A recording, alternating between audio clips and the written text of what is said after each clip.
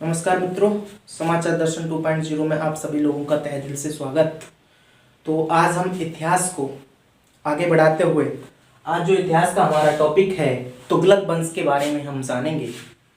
ठीक है, सभी से आग्रह है कि वीडियो को पूरा देखें और यदि मैं वीडियो पूरा देखें उसके बाद अगर आपको वीडियो अच्छा लगता है तो लाइक करें और चैनल को सब्सक्राइब करें। चलिए, तो आज का जो हमारा टॉपिक रहेगा वो तुगलक वंश रहेगा। इसके बारे में हम पूरा डिटेल से पढ़ेंगे। देखिए, तुगलक वंश क्या था, यानी यदि हम बात करें खिलजी वंश के बाद तुगलक वंश आता है। क्या था कि जब खिलजी वंश का अलाउद्दीन खिलजी था, अलाउद्दीन खिलजी जब तक रहा था खिलजी वंश में, तब तक तो शासन बहुत सख्त रहा, यानी उसका शासन बहुत शक्तिशाली रहा, सारी व्यवस्थाएं बहुत अच्छे से चली। जैसे ही अलाउद्दीन खिलजी की मृत्यु के बाद उसके अगले जो वंशज आते हैं, उन लोगों ने क्या किया कि राज्य को ज़्यादा ध्यानपूर्वक नहीं चलाया। उनका शासन दिन पे दिन कमज़ोर होता गया, आक्रमण होते गए उनके ऊपर और उनका जितना भी राज्य था वो दूसरे राजाओं के अधीन होता गया।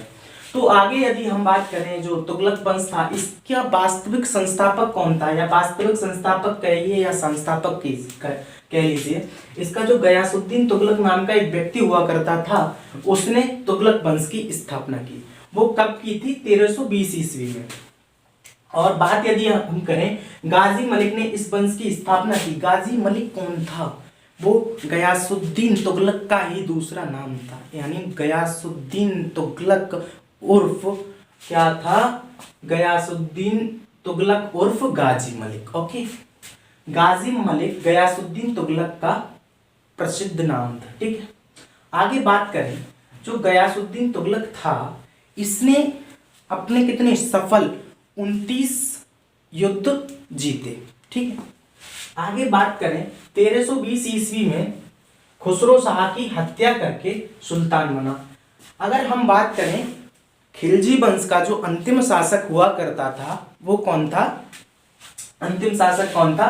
खुसरो शाह। उसकी हत्या किसने कर दी? गयासुद्दीन तुगलक ने। ठीक है, आगे हम बात करें 1315 ईस्वी में अलाउद्दीन खिलजी ने गयासुद्दीन तुगलक को दीपालपुर के का सूबेदार बनाया। यानी जब तुगलक वंश से पहले कौन सा वंश था? खिलजी वंश था। खिलजी वंश में अलाउद्दीन खिलजी था, उसने 1315 ईस्वी में किसको? अलाउद्दीन खिलजी को कहाँ का? दीपालपुर का सूबेदार बनाया। ओके, उसके बाद यदि हम करें गयासुद्दीन जो तुगलक था, इसने बहुत सारे सुधार किए, कृषि में भी बहुत सारे सुधार किए। जैसे यदि हम बात करें, क्वेश्चन पूछा जाता है कि सबसे पहले नहरों का निर्माण किसने कराया था, तो वो हमारा गयासुद्दीन तुगलक ने कराया था। ओके, पुलों का निर्माण गयासुद्दीन तुगलक ने कराया था। और इसने क्या है, और भी बहुत सारे सुधार किए थे, वो आगे हम देखेंगे। ठीक है, उसने नहरों की व्यवस्था कराई और उसने अकाल स्थिति में लगान माफी की सुविधा की। यानी अकाल स्थिति, जैसे कोई अकाल पड़ जाता है, ठीक है, पहले क्या होता था, भूमि में लगान ली जाती थी किसानों से। ठीक है, लगान वसूली जाती थी, तो उसने क्या किया, अकाल स्थिति में जैसे कोई बारिश पड़ जाने के कारण या गर्मी अधिक वर्षा के कारण फसल किसान की नष्ट हो जाती थी। ठीक है, तो उसके लिए जो लगान ली जाती थी उसको माफ कर दिया जाता था। ठीक है, अकाल स्थिति में वो भी सुविधा किसने की थी? गयासुद्दीन तुगलक ने।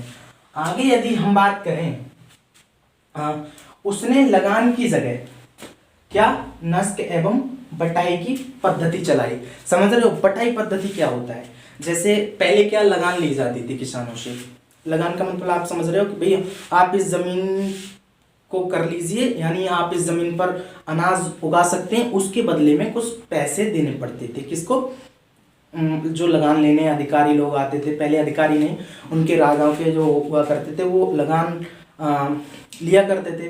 तो लगान की जगह पर इसने क्या? एक बटाई पद्धति चलाई। बटाई पद्धति क्या होता है? जैसे कि भूमि का जो मालिक होता है वो आधा आधा दोनों पैसा लगाते हैं। जैसे आधा तो कोई किसान किसी की भूमि, जैसे आप मेरी भूमि है, ठीक है, आप ले रहे हो, ठीक है, तो आधा पैसा मैं दूंगा, आधा पैसा आप लगाओगे, फिर दोनों का क्या है? डिवाइड कर लिया करते थे, जो फसल का मुनाफा होता था उसका। ठीक है, तो क्या है वो इसने चलाया, क्या चलाया, बटाई की पद्धति चलाई। आगे यदि हम बात करें, जो गयासुद्दीन तुगलक था वो करोना तुर्क जनजाति का था। ओके, और इसकी समाधि, मृत्यु के उपरांत इसकी समाधि कहां पर, दिल्ली में बनाई गई। और एक बात और, इसने तुगलकाबाद की स्थापना की। तुगलकाबाद एक किला भी है जो कि दिल्ली में ही है, ठीक है। उसकी स्थापना भी किसने की थी, गयासुद्दीन तुगलक ने की थी।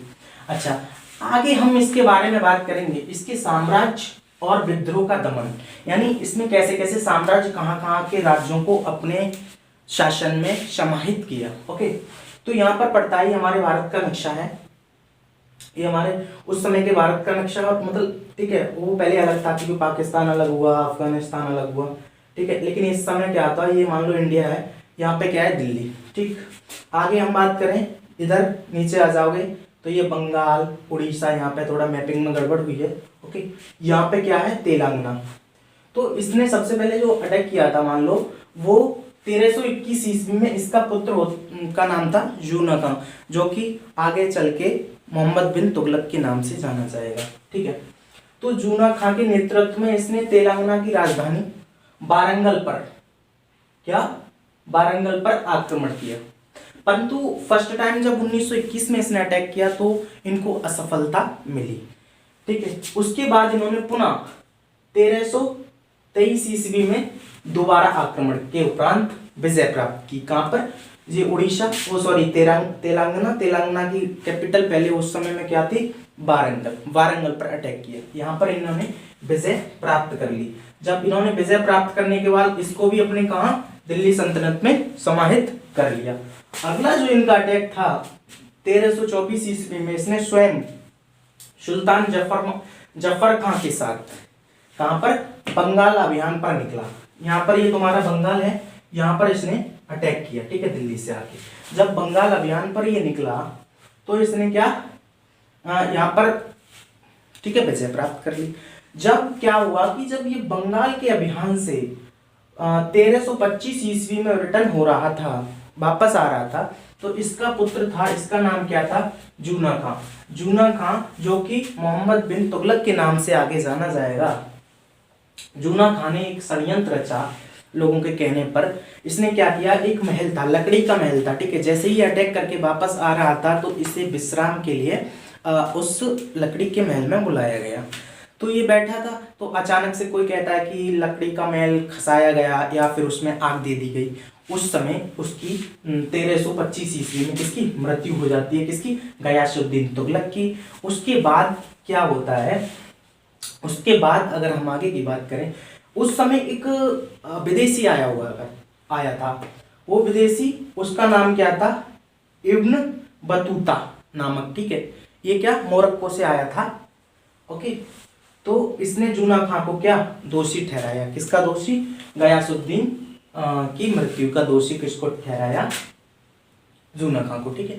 एक बार हम मुख्य पॉइंट दोबारा देख ले रहे हैं। आज हमने बात की है तुगलक वंश की, जो कि गयासुद्दीन तुगलक इसका संस्थापक था। कब से, 1320 से लेके 2500 तक, ठीक है, 25 तक, ठीक है। गाजी मलिक के नाम से ये जाना जाता था। उसके बाद उसने कितने युद्ध लड़े, 29, ठीक है। और 1320 ईस्वी में ये कब, खुसरो शाह की हत्या के बाद सुल्तान बना, जो कि खुसरो शाह कौन था, खिलजी वंश का अंतिम शासक हुआ करता था। और आगे हम बात करें, गयासुद्दीन तुगलक ने कृषि में बहुत ज़्यादा सुधार किए। सबसे इम्पोर्टेंट यहाँ से क्वेश्चन है कि सबसे पहले नहरों का निर्माण किसने कराया था, वो गयासुद्दीन तुगलक ने कराया था। और इसने पुलों का भी निर्माण कराया। दूसरी बात क्या है, इसने अकाल स्थिति में लगान को भी माफ कर दिया गया था, ठीक है, इसके समय में। आगे हम बात करें, ये करोना तुर्क जनजाति से था, ठीक है, कोरोना नहीं, करोना। ओके, आगे बात करें, इसकी मृत्यु के बाद इसकी समाधि दिल्ली में बनाई गई और इसने तुगलकाबाद की भी स्थापना की। और जो इसने आक्रमण किया था वो 1321 ईस्वी में इसने आक्रमण कहाँ किया था, वो किया था तेलंगाना की राजधानी, कहाँ पर, तेलंगाना की राजधानी वारंगल पर, ठीक है। हाँ, एक इसने आक्रमण और किया था 1323 ईस्वी में इसने दोबारा आक्रमण किया, ठीक है, उसमें ये सफल रहा। उसके बाद 1323 ईस्वी में इसने पर भी आक्रमण किया। कहाँ पर? तेलंगाना में। ओके, आगे बात कर लें, वो मदुरा यहाँ पर था शायद, तमिलनाडु में, यहाँ पर अटैक किया था। उसके बाद इसने 1324 ईस्वी में स्वयं सुल्तान जफर खां के साथ बंगाल के अभियान पर निकला, और 1325 में जब बंगाल के अभियान की विजय के बाद जैसे ही वापस आ रहा था तो जूना खां ने लकड़ियों के महल में इसकी हत्या करा दी। ओके, जिसका दोषी जूना खां को किसने ठहराया था? एक विदेशी यात्री था, उसका नाम क्या था? इब्न बतूता ने जूना खां को मृत्यु का दोषी ठहराया। ठीक है, तो मैं आशा करूंगा कि आपको ये सारे पॉइंट समझ में आ गए होंगे। आप एक बार इसका स्क्रीनशॉट ले सकते हैं, और यदि फिर भी कोई डाउट है तो आप कमेंट्स करिए, और कमेंट करके ये भी बताइए वीडियो कैसी लगी। ठीक है, अगर आप इतनी इंटरेस्टेड वीडियो आगे चाहते हो तो कमेंट करके बताएं, और आगे की क्लास में हम कंटिन्यू करेंगे। क्या बात करेंगे? मोहम्मद बिन तुगलक के बारे में। चलिए, थैंक यू सो मच। मैं आशा करूंगा कि आप एकदम बढ़िया होगे। चलो मिलते हैं नेक्स्ट क्लास में। Thank you so much.